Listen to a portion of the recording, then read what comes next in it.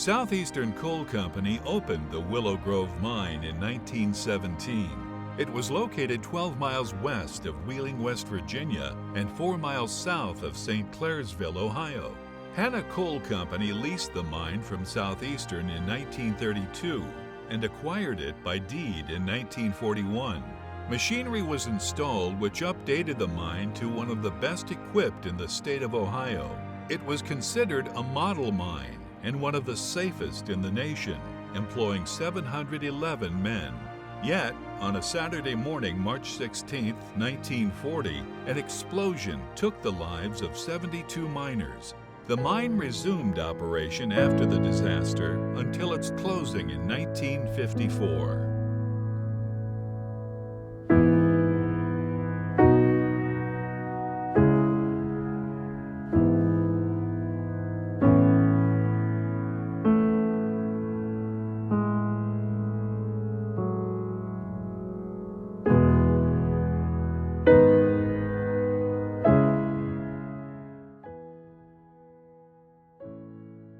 I'm a third-generation coal miner.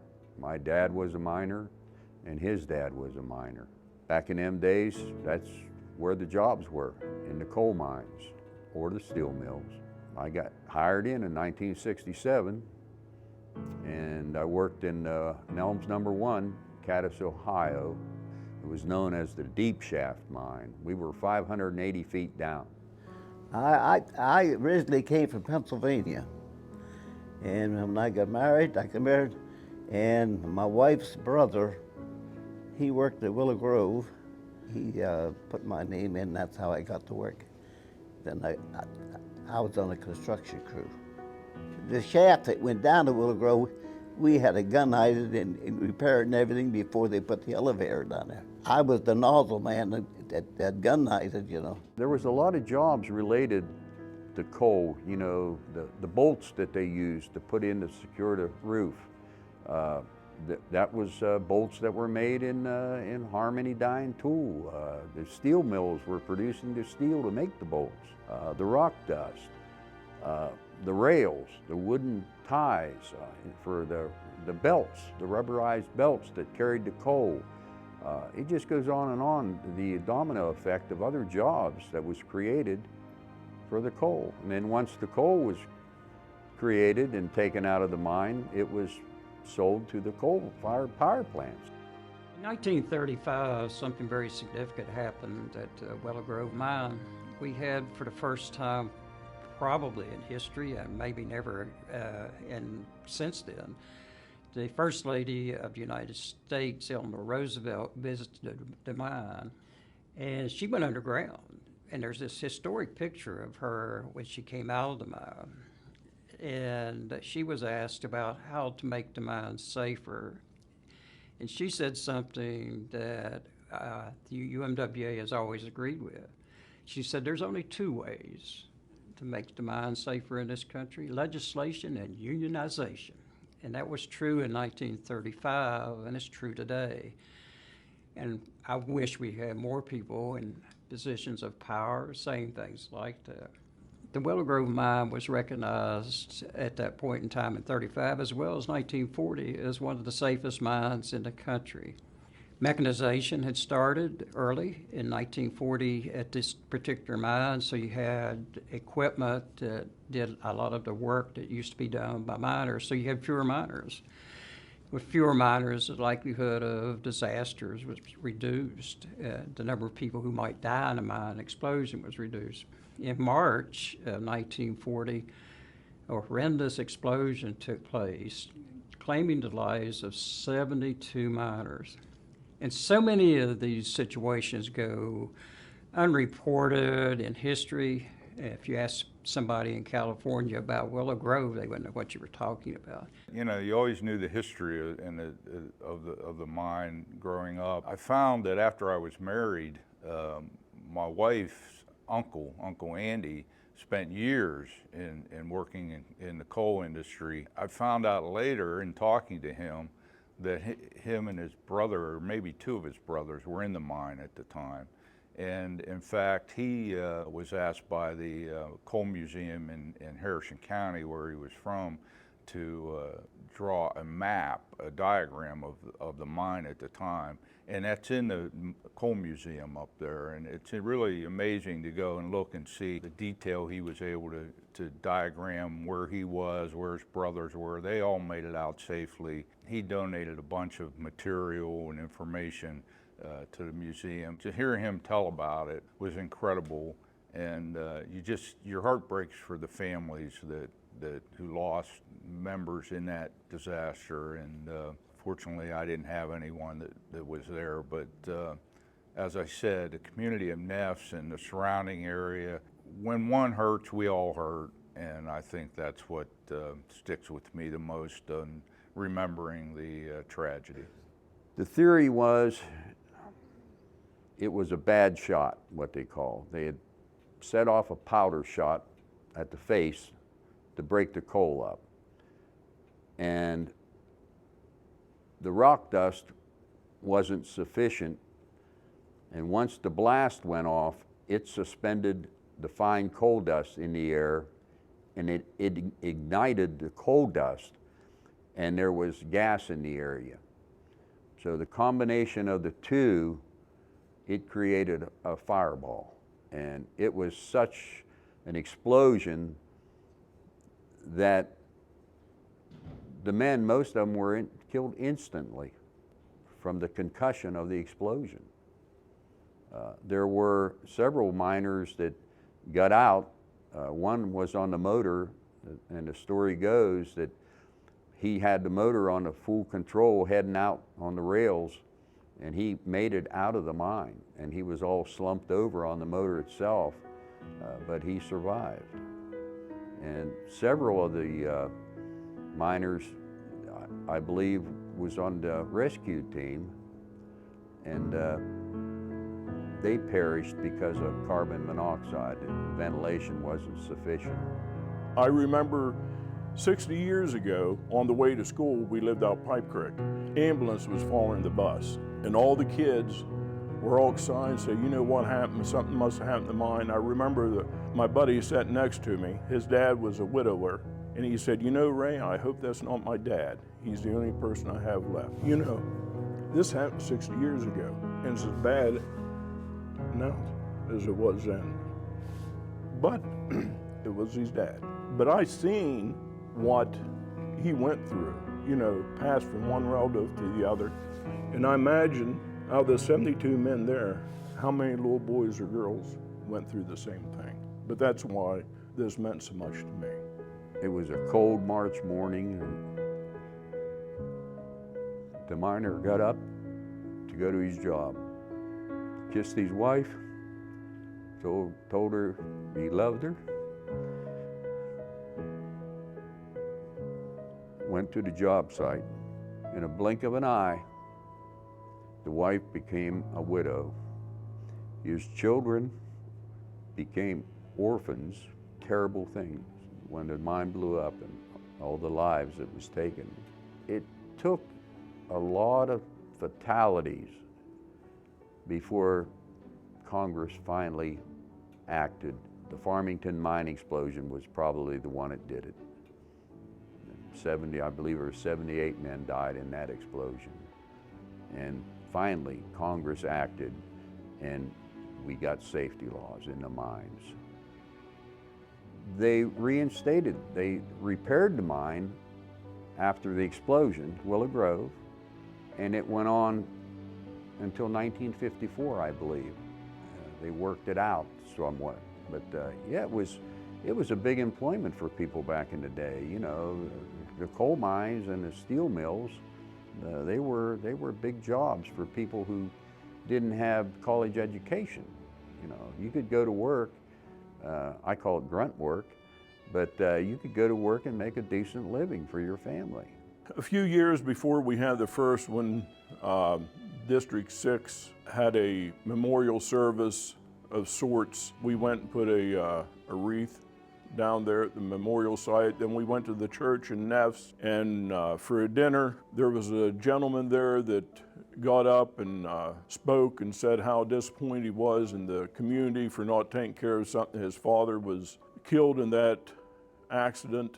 What it boiled down to is it was everybody's job or nobody's job, so it was time to do something. Back a few years, one of my friends, union brother, got interested in the Willow Grove mine site. We didn't even know where it was, actually. So he got with our state representative, Jack Serra, and Jack was able to get us a lifetime lease on the acres where the mine actually was. I talked to Rick and talked to Jack. I went down to clear it up to see what we could do, what the site looked like. Against the advice of my wife, I went down with a weed eater and a push mower, and I couldn't even walk through it. And there was a gentleman lived out the road, a Mr. Barnes, and he stopped and said, "Buddy, what are you trying to do here?" And I said, "Well, we'd like to put a memorial here." He said, "You can't do that with that push mower." I said, "Yeah, I guess you're right."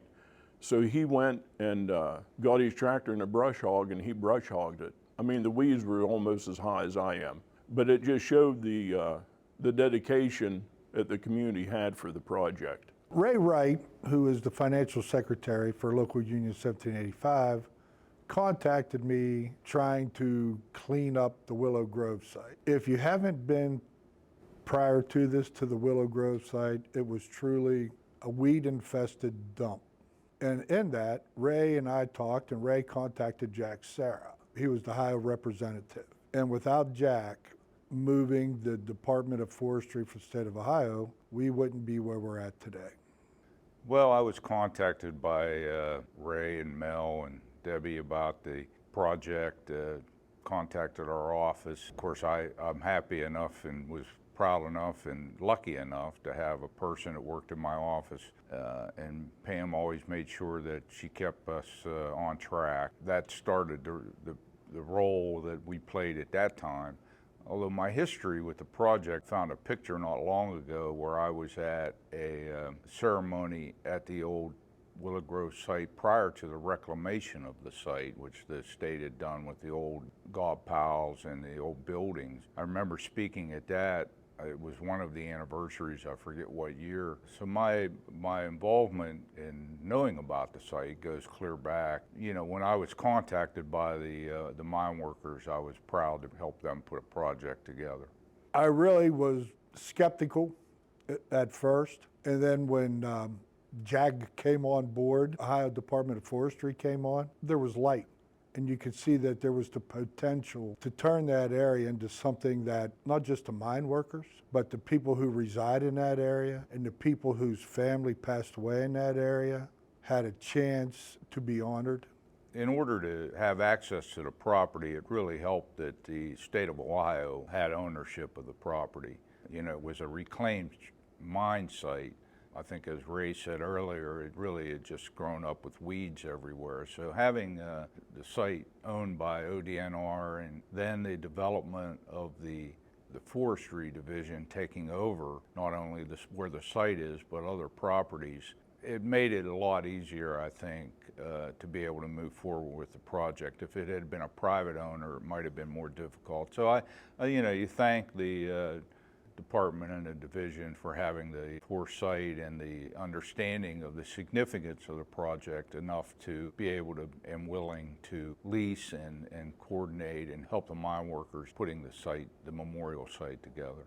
My part was administratively, you know, we helped put it together. I reached out to President Robertson International, and we had a press release through that, putting together, you know, mail outs to the local unions and to get them to come to be a part of it and to speak there and collectively put it together. When we started down there, we worked in the mud, me and brother Ray Wright, and Rick Altman was at the helm. I believe I contacted Mel. I got some bags of sackcrete, and me and Mel poured a pad, and then me and my brother laid some block I'd gotten from a place in Martins Ferry. I contacted the monument place that had originally placed the stone, and they moved it from Belair and moved it out there.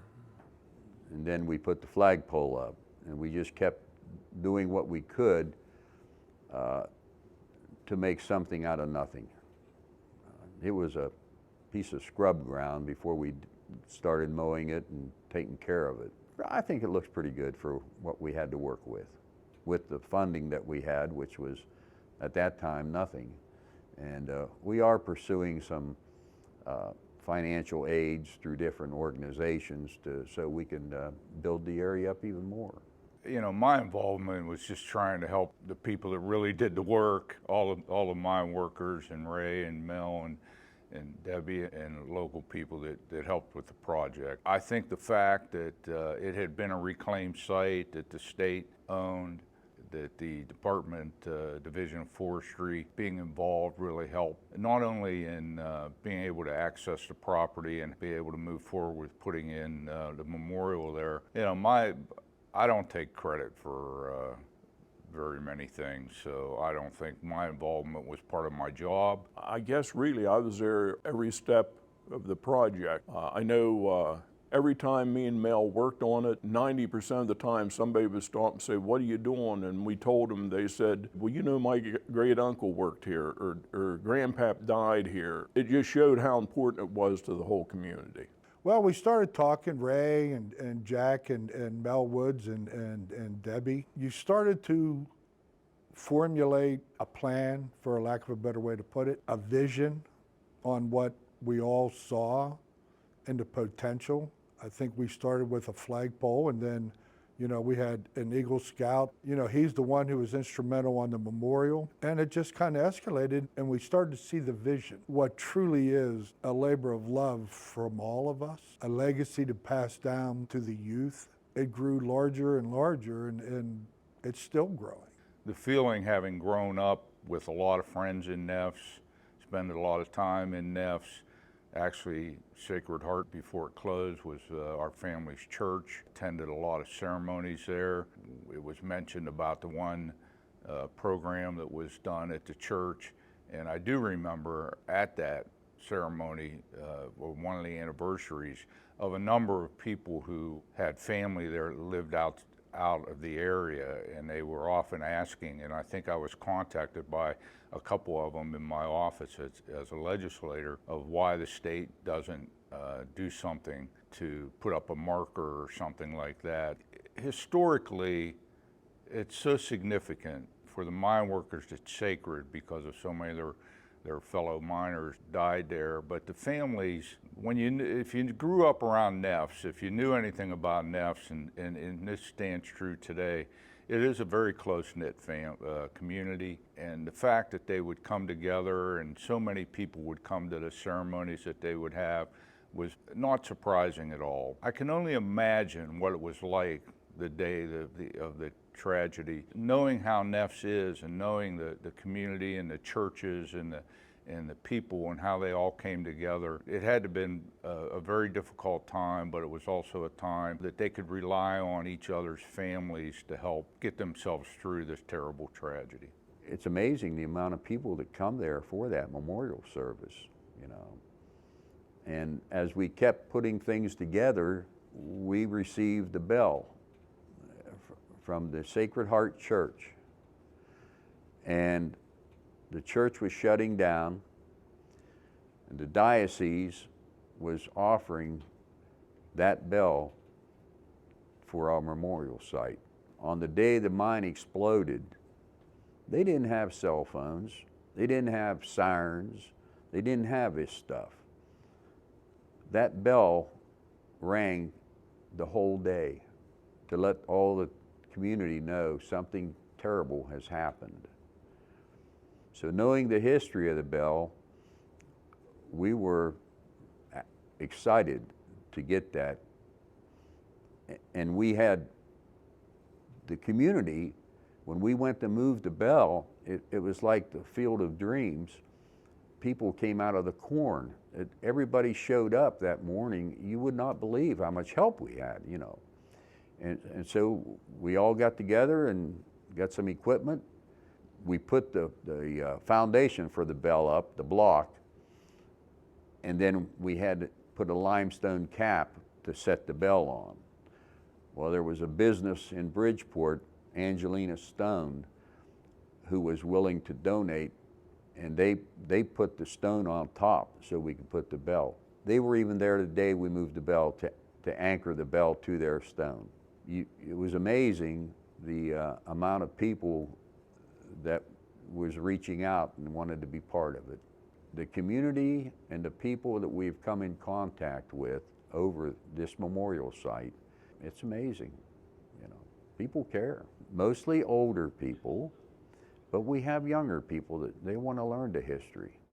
The Eagle Scout first created the monument. I would go down below and actually see my grandfather's name and even run my fingers across the etching to just feel like I kind of met him in a sense.